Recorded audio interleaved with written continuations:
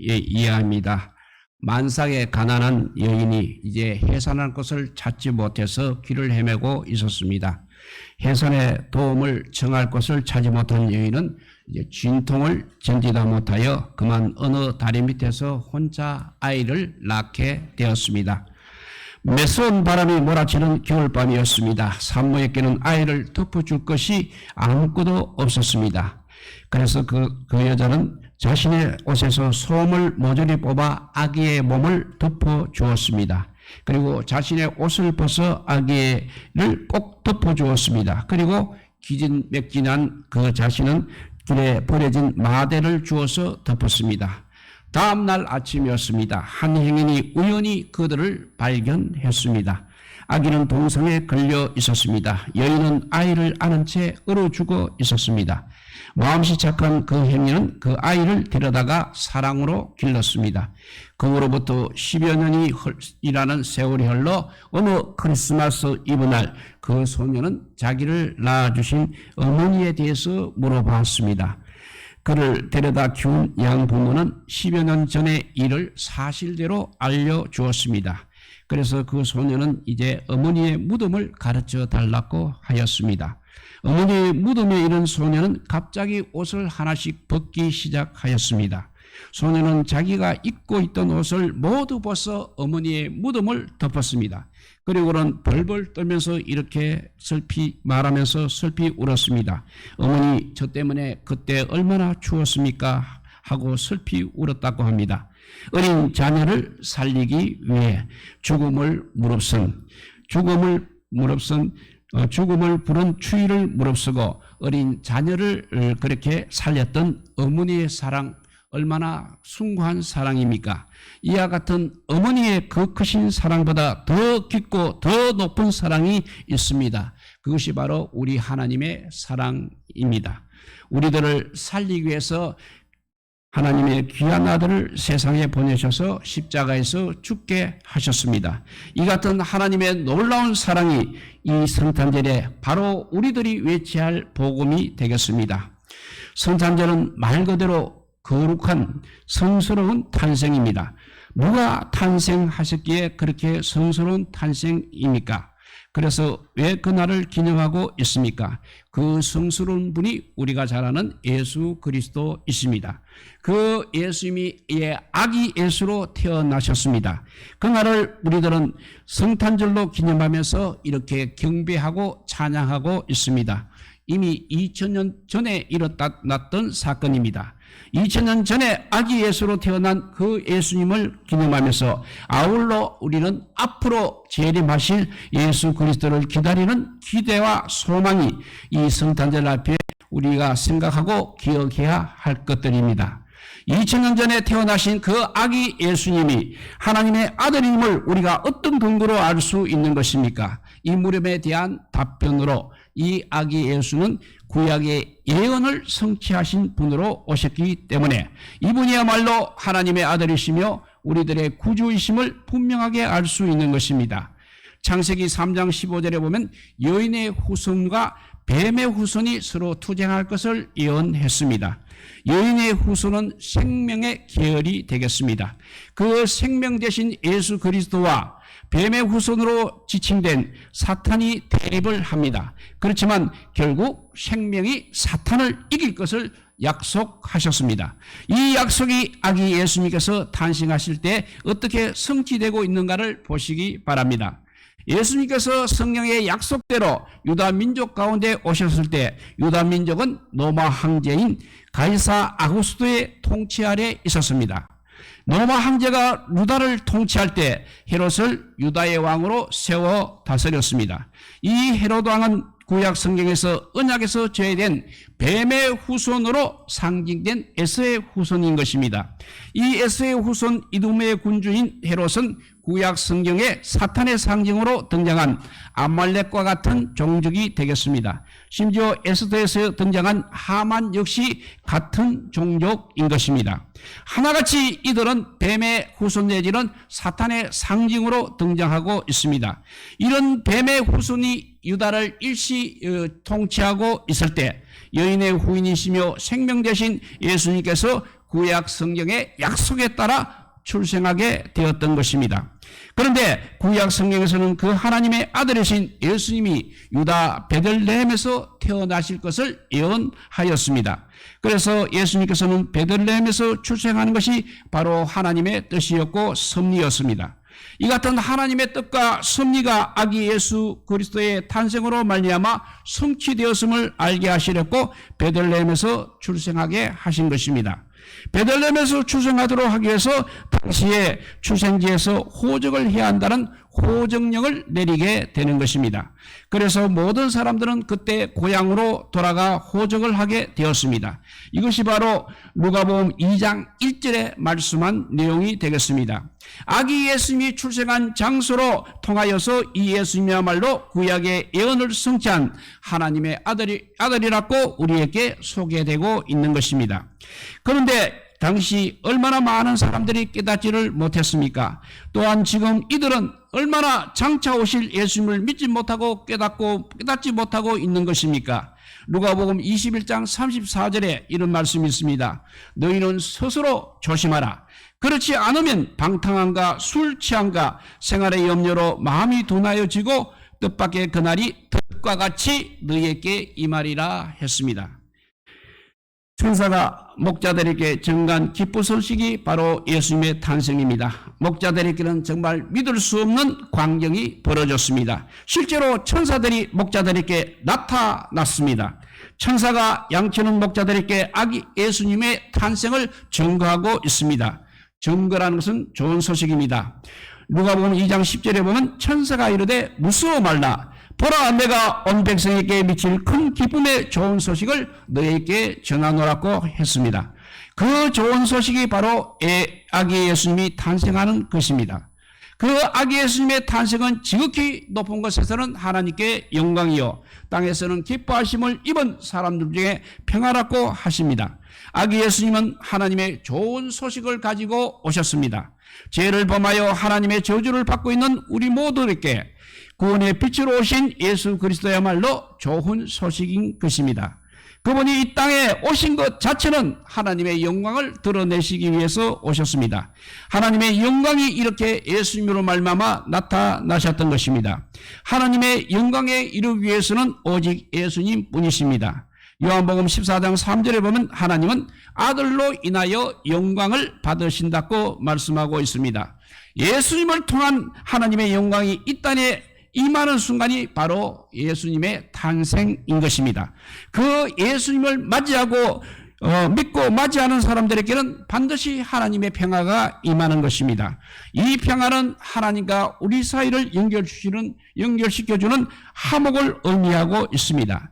그 화목은 결국 우리들의 불안한 마음과 불평과 불만의 마음을 바꾸어서 감사하는 마음, 기쁨과 즐거워하는 마음으로 변하게 된다는 의미입니다. 성탄절 이 아침에 우리들은 예수님께서 우리들을 하나님과 화목하게 해주셔서 우리들로 하여금 하나님께 영광을 돌릴 수 있게 해주셨습니다. 그리고 우리들에게 평강과 평안을 주셨습니다. 이 평화와 이 평강을 우리는 반드시 우리 이웃에게도 전거해야 하는 것입니다. 이런 것들을 나만 누릴 것이 아니라 함께 누릴 수 있도록 우리 이웃을 생각하여 전도함으로 함께 누려야 하는 것입니다. 골로새서 1장 20절 말씀입니다. 그의 십자가의 피로 화평을 이루사 만물 곧 땅에 있는 것들이나 하늘에 있는 것들을 그로 말미암아 자기와 화목게 되기를 기뻐하심이라고 했습니다. 고린도후서 5장 18절에 보면 모든 것이 하나님께로 났나니 저가 그리스도로 말미암아 우리를 자기와 화목하게 하시고 또 우리에게 화목하게 하는 직책을 주셨다고 했습니다. 성탄절에 우리가 이 직책의 사명을 반드시 감당해야 하는 것입니다. 분쟁 지역이나 불신사에서 우리들은 화목하게 하신 복음의 정신을 이어받아도 우리들도 그렇게 사명을 감당해야 하는 것입니다. 천사들로 인하여 기쁜 소식을 전해드리는 목자들의 행동을 한번 보십시오. 오늘 누가복음 2장 15절에 보면 천사들이 떠나 하늘로 올라가니 목자가 서로 말하되 이제 베들레헴에 가서 주께서 우리에게 알리신 바 이 이루어진 일을 보자라고 했습니다. 여기서 우리에게 알리신 바 이 이루어진 일이, 즉 아기 예수님을 보고자 아기 예수님을 찾아갔다는 것이고 또 보았다는 것이고 또 전했다는 것입니다. 그랬더니 그 이야기를 듣고 있던 사람들이 기이 여겼다고 했습니다. 이 기이한 일은 다른 이야기가 아닌 하나님의 구원의 기쁜 소식이었습니다. 누가복음 2장에서 목자들은 이 기쁜 소식이 아기 예수에 관해 들었고 아기 예수에 관해 아기 예수를 찾았고 아기 예수를 보았고 아기 예수를 전했다고 했습니다. 이 같은 목자의 이야기를 통해서 우리들이 믿고 있는 아기 예수님의 탄생은 하나님께 구약의 예언대로 오신 하나님의 아들임을 분명히 해두기 위해서 그렇게 하셨던 것입니다. 이렇게까지 정확하게 예수님이야말로 우리들의 구주이심을 우리들에게 말씀을 통해서 소개하고 있는 것입니다. 그래서 우리는 확신을 가져야 합니다. 이 같은 정확한 사실을 우리가 반드시 믿어야 하는 것입니다.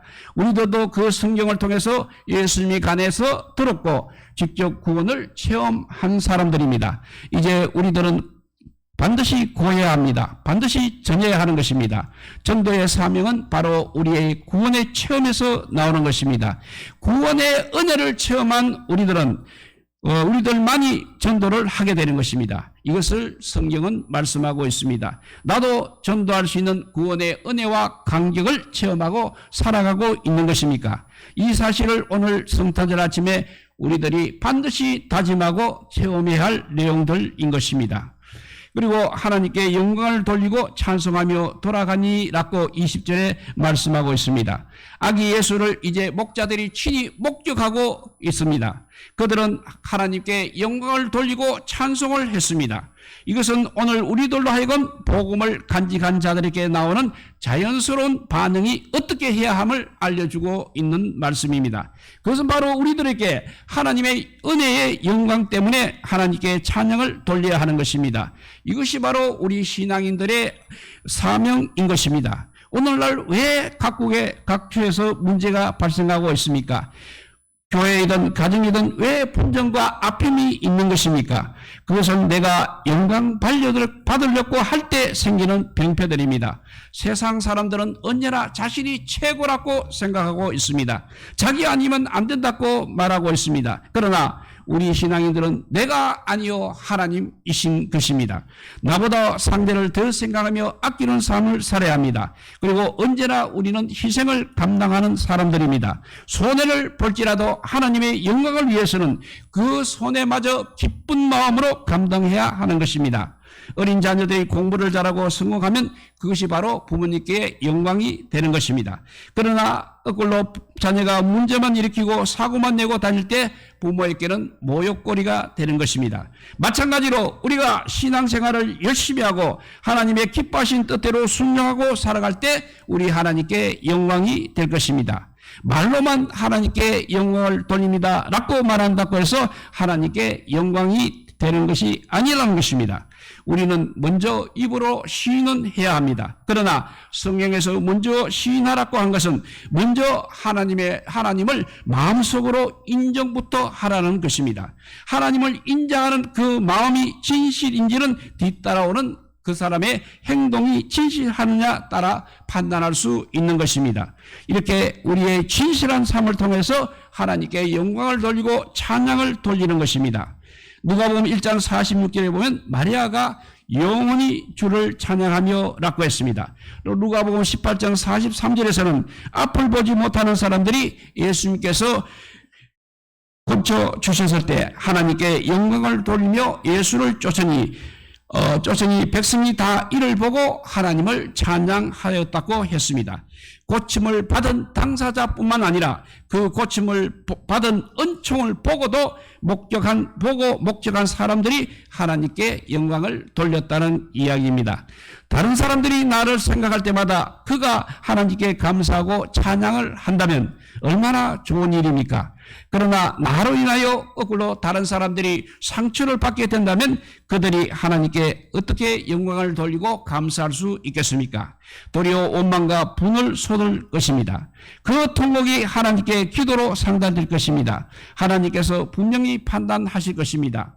그래서 바울은 빌립보서 1장 3절 5절에서 이렇게 말씀합니다.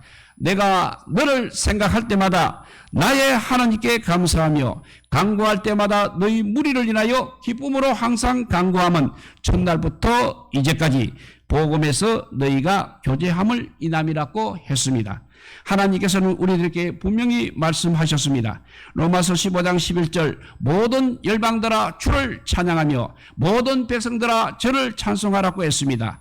또한 바울은 골로새서 3장 16절에서 그리스도의 말씀이 너희 속에 풍성히 거하여 모든 죄로 피차 가르치며 권면하고 시와 찬미와 신령한 노래를 부르며 마음의 감사함으로 하나님을 찬양하라고 했습니다. 그런데 문제는 우리 자신이 그 하나님의 영광을 오히려 과로채려고 하고 있다는 점입니다. 하나님은 이런 사람들을 한마디로 교만한 자들이라고 했습니다. 시편 94편 2절에서 시편 기자는 세계를 판단하시는 주여 일어나사 교만한 자에게 상당한 벌을 주옵소서라고 기도를 했습니다. 아기 예수님을 인하여 평강의 은총을 받은 목자들이 하나님을 찬양하고 영광을 돌렸다는 사실을 깨닫고 우리들의 모습 속에서도 그런 신앙인의 자세와 태도가 반드시 보여야 할 것입니다. 이제 말씀을 정리합니다. 오늘 이 기쁜 성탄절 아침에 하나님께서 우리를 구원하시려고 이 땅에 보내신 아기 예수님을 생각합니다. 우리가 무엇 때문에 이 날을 기념하고 기념해야 하는 것입니까? 우리들의 구원을 말하기 전에 우리들이 과연 어떠한 사람들에게 예수님께서 우리에게 오셔야만 했는가를 먼저 묵상해야 하겠습니다. 그것은 바로 우리들이 죄인이라는 점입니다. 물론 성탄절은 기쁘고 즐거운 날입니다. 그러나 우리 자신들이 어떤 상태에 있었는데 오늘은 어떤 자가 되어 있는 것입니까? 이런 생각을 해보게 되면 우리들은 더 감격적인 성탄절, 희망과 소망으로 넘치는 성탄절이 될 것입니다. 우리들을 구원하시려고 2000년 전에 오셨던 아기 예수님을 생각하면서 동시적으로 이제는 앞으로 오실 재림하실 예수님을 생각하면서 늘 우리가 준비하며 살아가야 하는 것입니다. 이것이 바로 성탄절에 동시적으로 가져야 할 관점인 것입니다. 이런 복음과 이런 신앙을 우리는 이웃에게 전해야 하는 것입니다. 우리 이웃을 하여금 하나님의 사랑이 예수 그리스도를 인하여 충만히 느끼며 체험하며 살아갈 수 있도록 해야 하는 것입니다. 이것이 바로 종말을 살아가고 있는 우리들의 신앙생활이라 할 수 있겠습니다. 예수 그리스도를 통하여 우리들을 구원하시고 사랑하신 하나님의 사랑을 깨닫게 되는 이 성탄절 아침에 앞으로 오실 예수님을 더욱 기쁜 마음으로 맞이할 수 있도록 준비하며 경건하게 살아가는 성도의 복된 삶이 되시기를 우리 주님의 이름으로 축복드립니다. 기도하겠습니다. 사랑의 하나님 감사합니다. 정말 죄 많은 이 세상에 오셔서 우리의 죄를 사하여 주시기 위해서 십자가에 피를 흘리신 그 주님의 크신 사랑 아버지여 어찌 감사하지 않을 수가 있겠습니까? 그럼에도 불구하고 자기 힘으로 살아가겠다고 아등바등하는 우리들을 불쌍히 여겨 주시옵소서. 이제부터는 주님의 그 크신 은혜에 우리가 힘입어서 주님의 그 복음을 전하는데 아버지여 우리의 삶을 다 바칠 수 있는 믿음의 사람들이 되게 하여 주시옵소서. 정말 예수님을 본받아서 겸손하고 순결하며 이웃에게 사랑을 실천하며 살게 하여 주시옵소서. 그래서 주의 영광을 나타내는 우리 모두가 되게 하여 주시옵소서. 그냥 성탄절이 있는 것이 아니고 이 모든 사명을 감당하기 위해서 주님께서 우리에게 사명을 주셨습니다. 이 사명을 잘 감당하는 저희들 되게 하여 주시고 또 앞으로 오실 그 주님, 재림하실 그 주님이 이제는 구원의 주님으로 오시는 것이 아니라 심판주로 오신다고 하셨습니다. 그래서 우리가 그때 구원받지 못하면 모두 아버지와 심판받아 영원한 형벌을 받을 것입니다. 거기서 우리가 아버지와 피할 수 있도록 주님께 다가오는 저희들 되게 하여 주시고 이 복음의 사람을 더욱 많은 사람들이 우리 이웃들이 믿을 수 있도록 전하는 사명 우리가 잘 감당하게 하여 주시기를 간절히 빌고 오라올 때 이 모든 말씀 아무 공도 없으나 우리 구주 예수 그리스도 이름으로 기도드리옵나이다. 아멘. 찬송가 115장입니다. 기쁘다 구주 오셨네. 115장 우리 찬양하시면서 봉헌드리도록 하겠습니다.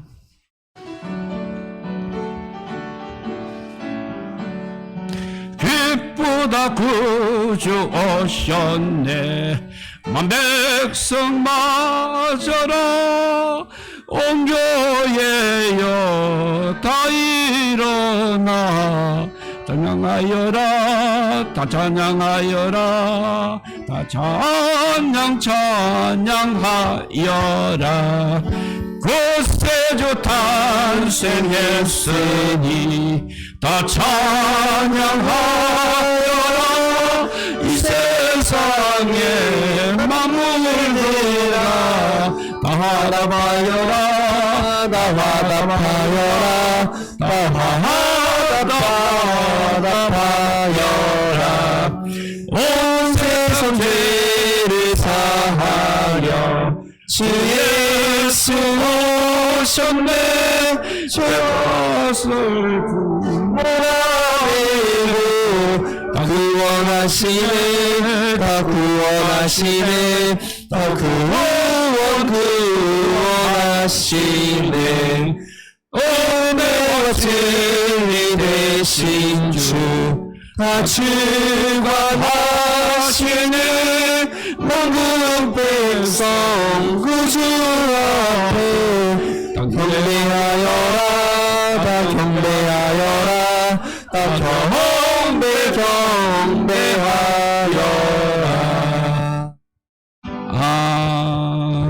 아멘. 네, 우리 교회 소식 알려드리겠습니다. 이제 성탄절 지나고 나면 이제 마지막 송구 영신 예배 남았습니다. 12월 31일이 또 주일날입니다. 주일날 저녁 11시, 12월 30일 주일 저녁 11시에 송구 영신을 이 자리에서 드리겠습니다. 1년을 주님께서 지켜주시는 데 감사할 뿐만 아니라 내년에도 더 주님을 잘 섬기게 노랗고 하는 마음으로 이 송구 영신 예배를 모두 올렸으면 좋겠습니다. 특별히 1년을 마감하는 시간에도 또 1년을 시작하는 시간에도 우리가 수요 정진에서 그렇게 예배하는 백성이 되시기 바랍니다. 모두 그때 다 나오시기 바랍니다. 그리고 오늘 이 시간에 우리 새로 오신 분 두 분, 우리 최태명 선생님, 우리 최명의 집사님 동생분이라 합니다. 잠깐 일어서 주시기 바랍니다. 그리고 우리 전번에도 한번 왔습니다만 우리 정용숙 사장님, 공인중개사 우리 경영성의 두 분께 우리 한번 환영 노래, 자 박수 치면서 하자.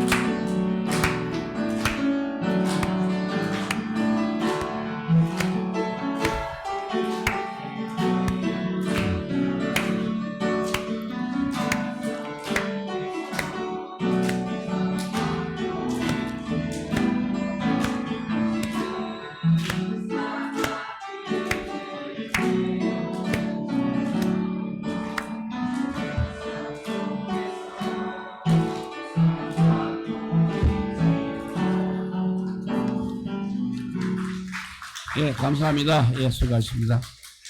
우리 다 일어나셔서 이제 기도하고 마치도록 하겠습니다. 다 일어나셔서 우리 기도드리고 우리 폐송하고 마치도록 하겠습니다. 사랑과 은혜가 풍성하신 하나님 감사합니다. 2023년도 하나님께서 우리를 이렇게 눈동자같이 지켜주셔서 오늘 거룩한 성탄절 예배를 드리게 하여 주시니 감사하고 감사합니다. 정말 아버지 세계 각국 사람들이 모두 모여서 주님의 탄생을 아버지 기뻐하며 축하해야 할 텐데 날이 갈수록 사탄의 세력이 너무 세어서 이제 아버지 전부 지옥 자식이 될까 두렵습니다.